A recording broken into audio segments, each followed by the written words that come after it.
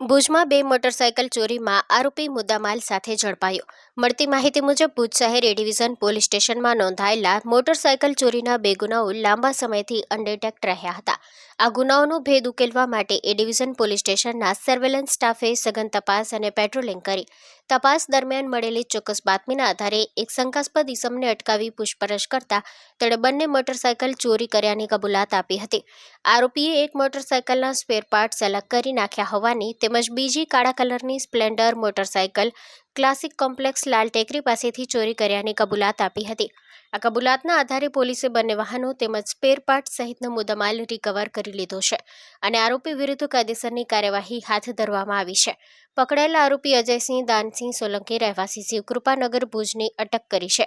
પોલીસે રિકવર કરેલા મુદ્દામાલમાં કાળા કલરની સ્પ્લેન્ડર મોટરસાયકલ જેના રજિસ્ટ્રેશન નંબર JJ12AA 4493 જેની અંદાજિત કિંમત ₹10,000 તેમજ બે મેગવિલ ચેસિસ, એન્જિન, પેટ્રોલ ટાંકી સહિતના અન્ય સ્પેર પાર્ટ્સનો સમાવેશ થાય છે, જેની કુલ કિંમત અંદાજે ₹20,000 થાય છે.